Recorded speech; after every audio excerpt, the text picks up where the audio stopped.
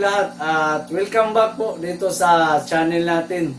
Ako po si Buddy Proy at ang tatalakayin po natin ngayon ay ito po, circuit breaker na naman. So medyo curiosity lang po ang gagawin natin.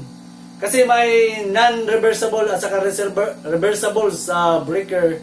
Kaya ang gusto kong tingnan natin yung breaker kung ano bang mangyayari kung i-reverse natin yung mga breaker natin.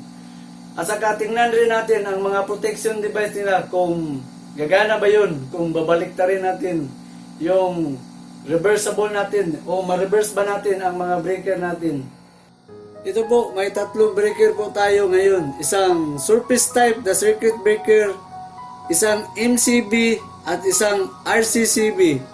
So kung napapansin nyo ngayon dito, naka-reverse po ang supply natin. Nandito po sa baba. Dito na yung supply natin sa load side. Tapos ang load side ngayon dito na sa taas. So ang gagawin po natin ngayon, i-experiment natin. Ano bang mangyayari kung nakabaliktad ang circuit breaker na naka-reverse. So titingnan rin natin kung gagana pa rin ba ang mga protection device sa breaker kung nakabaliktad na po ang circuit breaker. So ang gagawin natin dito, testing muna natin kung gagana ba ng maayos ang mga protection device. So i-switch on muna natin to kung may supply ba tayo. So ito may indicator bulb tayo. So tingnan natin. So ayan, umilaw. So okay, may 220 po siya. Saka ipakita rin natin na mag-tester tayo. So setting natin itong digital natin accelerometer sa 750 volt. Test natin kung may ilan bang supply talaga dito. So gamit namin line to line. So i-tester natin dito sa kabila. So meron po siyang 237. So ang gagawin natin, so yun muna natin to. Tapos, yun pa din, isi-short po natin ang breaker kung magpa-function bang nakaganyan ang breaker na baliktad. So, ang gagawin natin, i-jumper natin tong green wire. So, tingnan natin tong surface type na magpo-protect pa rin ba kahit nakabaliktad. So, subukan natin. Mag-count tayo ng 3. 1, 2, 3. So, nag-trip po ang breaker natin. So, gumagana yung surface type na breaker kahit nakabaliktad. So, off natin. So, tanggalin muna natin yung jumper. Tapos, switch natin muli. Yung indicator bulb natin. So, okay po yung circuit breaker natin. Kahit nakabaliktad, magpa-function pa rin yung protection device. So, dito naman po tayo sa MCB. So, mag-wiring po tayo dito. So, ngayon, iwan natin ang MCB natin. Dito yung main. So, dito natin nilagay. So, ginagawa natin yung main branch. Ito ngayong surface type natin. Para makita po natin yung protection. Yung dalawa dito. Saan ba dito ang mag-umpisang mag-protection? So, ang gagawin natin, iwan natin yung main breaker natin ngayon dito. Mag-supply dito sa MCB. So, testing natin yung bulb. Kung may current bang nakapasok dito. So, ayan, indicating. So, meron pong supply dyan. Ito, nakabali. Subukan natin. I-jumper ng wire na nakabali. Yung MCB natin. Kung gagana ba siya. So, dito natin lagay yung jumper.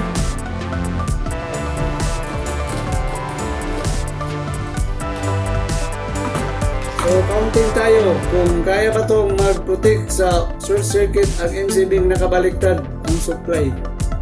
So, 1, 2, 3. O naman dito yung main breaker natin sa supply doon. So, tingnan natin. Iwan natin to. So, nag-trip yung MCB natin. Nag-shut off siya. So, naka-on pa rin dito sa yung main breaker na binigay na supply doon. So isa pa, subukan natin. So wala talaga, shut off. So tanggalin natin kung okay pa ba ang MCB natin.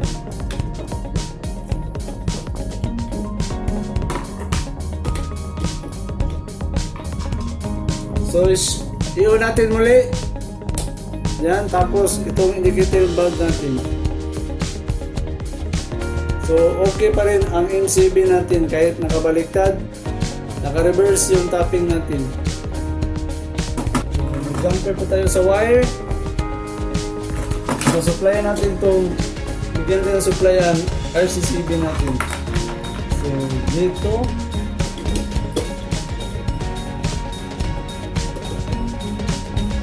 Ayun, titingnan natin. So dito na naman po tayo sa RCCB natin. So yung supply nakabaliktad, sa reverse type tayo dito.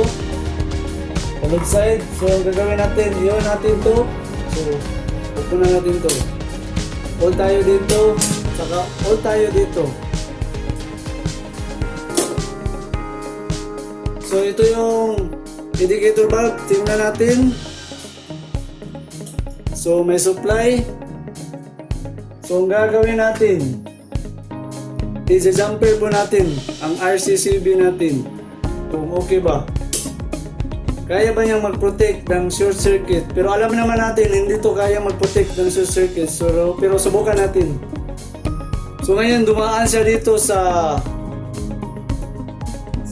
surface type natin na breaker. So ang ginawa ko para kung in case na hindi siya mag-protect, dito siya magte-trip sa surface type natin na ginawa natin main breaker. So jumper natin ito.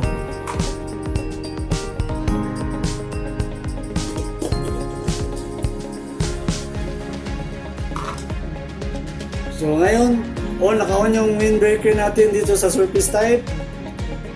Ngayon, tingnan natin kung kaya ba niyang mag-protect sa short circuit itong RCCB.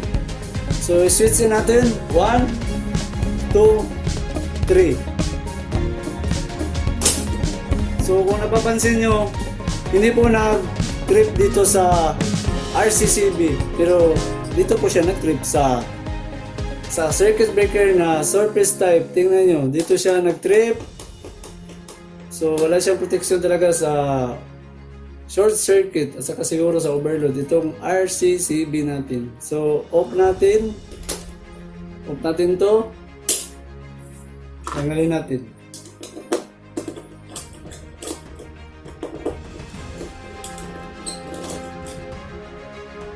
So ang RCCB kasi can protect unbalanced load. So nakabaliktad ang supply sa RCCB. So susubukan natin mag-unbalanced load.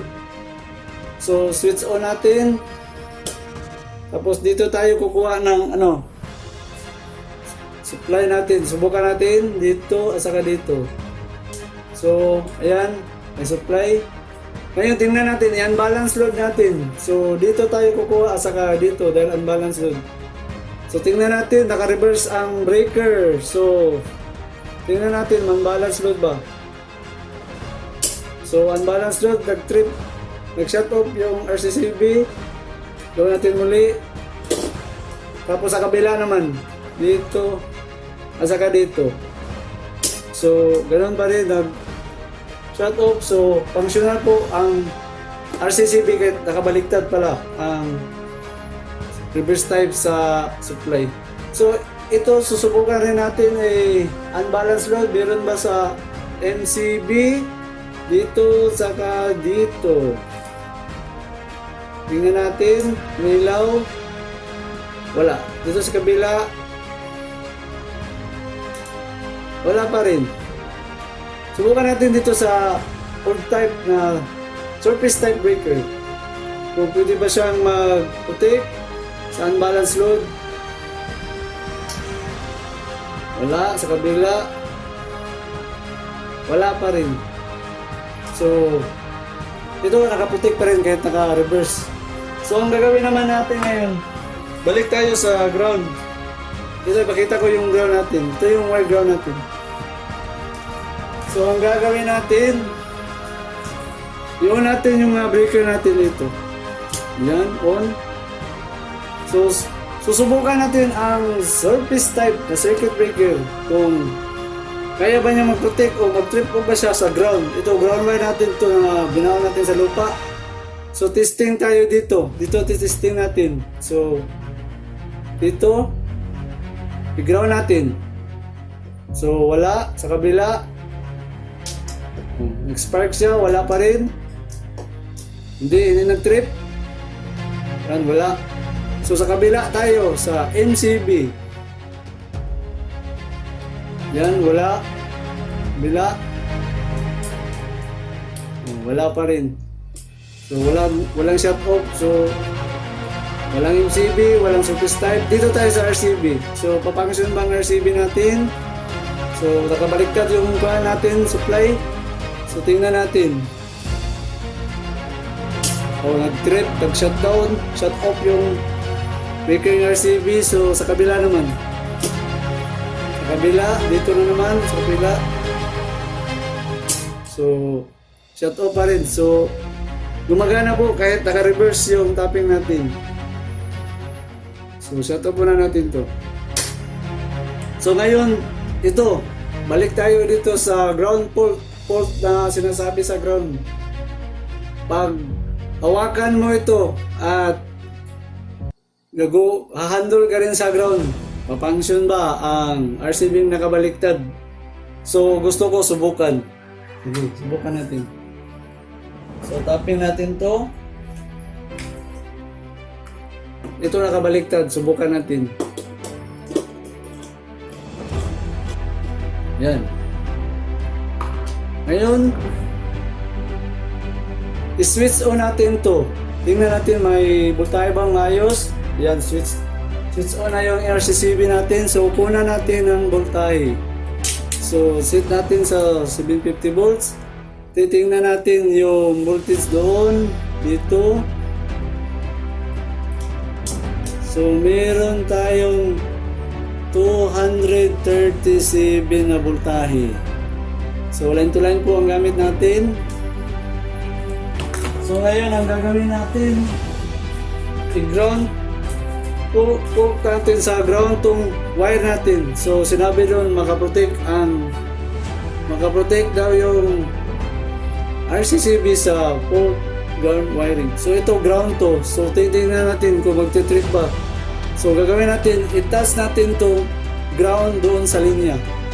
So tingnan niyo kung magti-trip ba to. So itas natin. Nag-shut off po siya. So ibig sabihin, can protect talaga. Ngayon, ang gagawin natin ito. Sabi nila, Buddy Proy, subukan mo sir, hawakan mo na lang yung ground at umawak ka doon sa isang wire para makita po natin na magti-trigger yung RCCB natin na kasi sabi natin doon nakasinilas ka. So ang gagawin natin, hawakan natin tong ground tapos hawakan natin yung isa kung magti-trip ba ang RCCB natin. So i-on natin muli. So, ang gagawin ko natin ngayon, hahawakan natin ang ground. So, medyo alalay po sa mga nanonood. Huwag niyo pong gayahin ito. So, ngayon kung gagawin natin, itatouch natin ang kamay natin dito kung titrip off ba ang RCCB. Total, hinawakan ko na naman dito yung ground natin eh. Hinawakan na natin yung ground. So, subukan natin kung hawakan ko yan, magtitrip ba dito. So, tingnan natin. 1, 2, 3. So, tingnan nyo. Hindi ko alam kung bakit ayaw niya mag-trip. O, hawakan na lang natin. Hindi po nag-trip ang RCCB kahit tinawakan ko yung ground natin at tinawakan ko dito sa isang linya. So, para makita nyo magpapangsyon itong ground, itas natin muli. Tingnan nyo dito kung magti-trip ba, itas natin dito sa live wire natin sa line ground. Tingnan nyo po ito. Nag-trip po siya. Pero hindi ko alam bakit ayaw niyang mag-trip. Tinawagan ko ito, isa pa. Pasa pa at hawakan natin muli o wala. Ayaw niya mag-trip. Ngayon, sasabihin niyo sa akin, Buddy Proy, sa kabila tayo. Ito, 3 beses kong ginawa. Hinawakan ko dito at nag-touch ako sa linya dito. Pakurinti ako 3 beses. Kung bilis sa pagbitik sa kamay mo, mahina lang ang kurinti. Pero pag dandahanin mo, malakas na ang kurinti. Malakas papasok mo ang kurinti dito sa hinawakan mo. Dito malakas. Sinusubukan ko ng hawakan yan. Hindi po siya nag-trip. 3 beses na kurinti ako. Medyo binabagalan ko ng pag-hold. Pero malakas po talaga dito. Dito ang malakas na hinawakan ko na ground. Kaya manghihina ang katawan mo. Pag hindi ko alam kung bakit hindi siya nag-trip. 3 attempt ko. Dito ko kinuha. Wala po. Hindi siya nag-trip. Pero dito sa kabila, yun ang pinagtataka natin. Bakit ayaw niyang mag-trip na hinawakan natin yung isang linya? Ito, at hinawakan natin dito. Ngayon, baka sabihin nyo, Buddy Proy, nakabaliktad kasi. So, ang gagawin natin, ibaliktad na lang natin ang supply dito para ma-prove natin kung ganun pa rin ba. So, i-off natin to. So, baliktarin natin. Doon na natin ilagay sa itaas. Kabaliktad na, dito natin kinuha yung sa line side na tayo dito. So, testing tayo muli kung ganun pa rin ba ang mangyayari. So, ang gagawin natin, maglalagay tayo dito ng isang wire.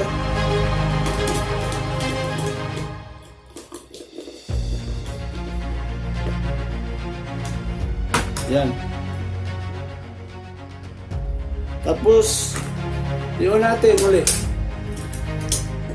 So, may tester tayo. So, dito. At saka dito na natin ilagay. So, ayan. 237 volts. Ito, hawakan natin yung ground. Tapos, itas na naman natin yung kamay. Kung mag-trip ba ang RCCB. So, ito yung ground natin. Hawakan ko dito. Tapos, iwitik natin. So, ganun pa rin. O, ayaw niya mag-trip. So, nakahawak ako sa 2 linya. Pero pag itas mo ito, tingnan mo dito sa RCCB. Magti-trip ba? O, nag-trip po siya. Ngayon, kung gusto nyo, dito ako mag-touch. Yun pa rin ang tinitesting ko dito. 3 beses ako nag-try. Hindi po siya nag-trip. Malakas na po pumasok sa akin sa katawan, sa kuryente. Trigger talaga. So kung mas babagal pa yun, ayaw ko na ba, masakit na sa kamay, saka manghihina po tayo. So yan muna po ang reverse type sa circuit breaker natin.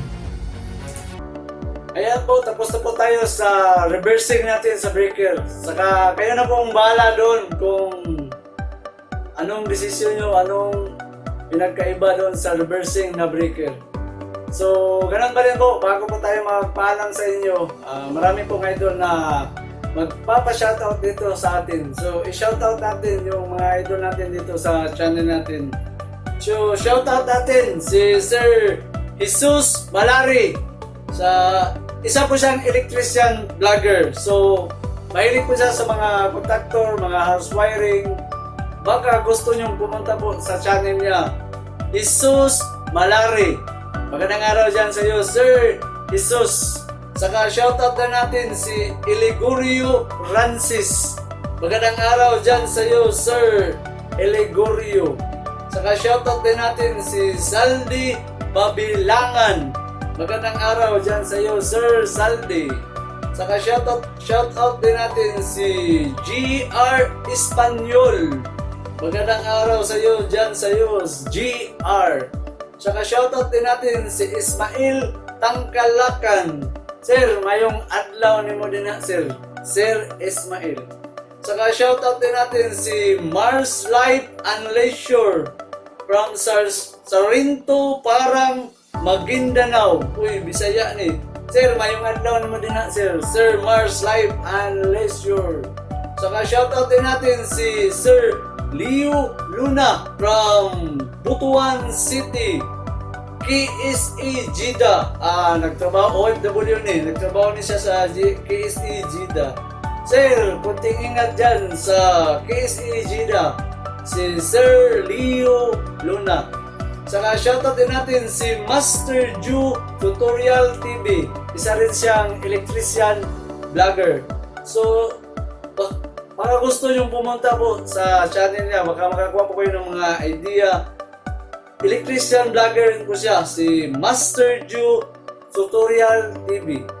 Saka shoutout din natin si Junior Cadiz. O pa-shoutout din bro kay Rini and Ilma Kahis White from Toronto, Canada. Uy, layo dito, Canada. So, magandang araw dyan sa iyo, Junior Kahis. Saka shoutout din natin si Ariel Atis. Paki-shoutout, sir, kay Bibidal from Iligan City. Uy, pasin silingan nun sa Iligan City. So, mayang adlaw ni mo din na, sir, Ariel Atis. Saka shoutout din natin si Erwin Tiston from Leyte. Uy, Leyte, sir, mayang adlaw ni mo din na sa Leyte, sir. Sir Erwin Tiston. Saka shoutout din natin si Sir Kaloy Dupliak from Baybay, Leyte. Oh, Bisaya kaya po ni sir. Bisaya kaya po ni. Sir, mayong adlaw ni mo diya sa Baybay, Leyte, sir. Sir Kaloy Dupliak. Saka shoutout din natin si Sir Alfredo de Guzman. Magandang araw dyan sa iyo, Sir Alfredo. Saka shoutout din natin si Johnny Irano from Davao. Uy, Davao yun eh. Bisaya din siya. May nga daw ni Muda sa Davao, sir. Si Sir Johnny Irano. Saka shoutout din natin si Ramir Dimisa from New Jersey. Uy, layo, New Jersey ni. So, sir, kuting ingat po kayo dyan sa New Jersey, Sir Ramir Dimisa. Saka shoutout din natin si Sir Hidrian Gungun. So, magandang araw dyan sa iyo, Sir Hidrian. Saka shoutout din natin si Sir Roger Lamsin. Magandang araw dyan sa iyo, Sir Roger. Saka shoutout din natin si Sir Florante Kumita from Siargao. Bisaya na guys, Surigao na dapit. Sir, mayong adlaw ni mo diya, sir, sa Siargao. Sir Florante Kumida. Saka shoutout na natin, last but not the least, si Ma'am Arlene Flor from Dasma, Cavite. Magandang araw dyan sa iyo, ma'am, sa Cavite. Ma'am Arlene Flor. Ayan po, tapos tayo sa shoutout natin. Saka ganun pa rin po, huwag po kayong makalimot po, mag-like po, mag-share, at saka mag-comment po doon sa reversing breaker natin, kung ano bang nangyari doon. Saka huwag nyo rin po kalimutan mag-subscribe para maka-update po kayo. Saka maraming salamat po sa palaging pagsubaybay at panonood po dito po sa channel natin. Hanggang sa muli, magkita-kita pa rin po tayo dito sa channel natin.